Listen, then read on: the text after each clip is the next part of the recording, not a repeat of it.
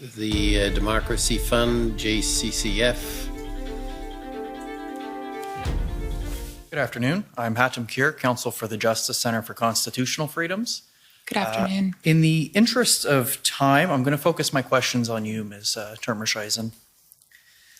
So you said in your testimony in chief something to the effect that it's important that Canada be seen as welcoming to investment. Would you agree with that statement? Yes. And maintaining that reputation involves being known as the kind of country that has conditions that are favorable to investors? That's correct. Okay, so taking a step back from Canada specifically, would you agree that as a general principle, one of the things that investors look for is stability?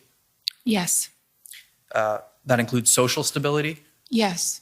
economic stability, Yes. legal and political stability? Yes. And that's true because in many countries, there's political instability that can affect people's legal rights, for example, their property rights, correct? I'm not sure what you're referring to, but I would say that yes, there are countries where there is political or other instability, and that makes investments more risky. Right, and the kind of situation where the political instability in a country might, for example, affect the property interests of an investor would make that undesirable to the investor, right?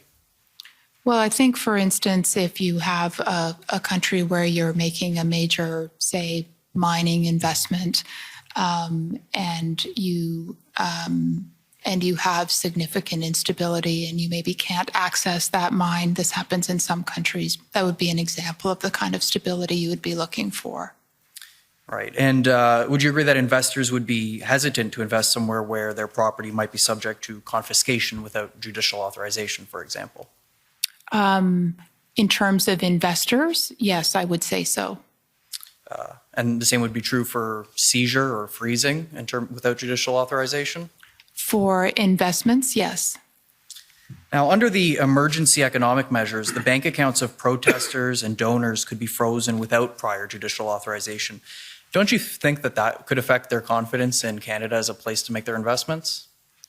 I wouldn't say so. I think that what you had was illegal conduct by individuals and therefore actions taken in response to that illegal conduct. That is not a corollary to a law-abiding investor. But prior to the declaration of emergency, there wasn't a law that authorized the freezing of those bank accounts, right? There was illegal conduct at the time. So the emergency economic measure wasn't necessary to take that action then? I think others are best placed. That is not a Global Affairs Canada area of expertise, nor is it my area of expertise. But don't you think that responding to a political protest by extrajudicially preventing people from accessing their own funds would deter people from wanting to place their money in the Canadian financial system? I think that is... I couldn't really speak to that, but I think investors would be looking at much broader considerations in making decisions to invest in a particular country.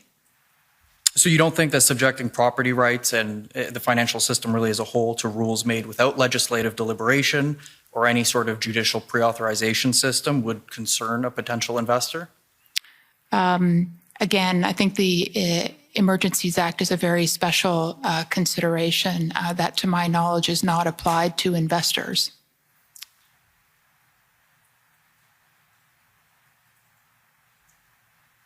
Now, one of the things you stated is that the Emergencies Act sent a message to investors that Canada was doing something about the protests. But that same message could have been sent by other federal government action, couldn't it? So I think that on the Emergencies Act, I can't really speak to what other measures you're referring to.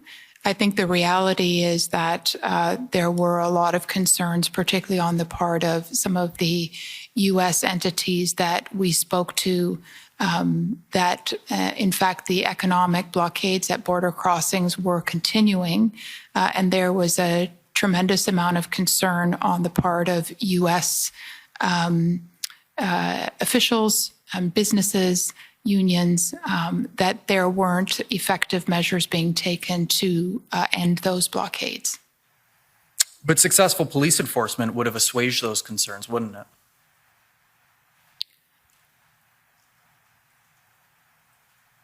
I would simply say that it's kind of a counterfactual point. The reality is that that hadn't been possible. So certainly in our conversations with U.S. interlocutors, there was a sense of relief once those blockades were ended.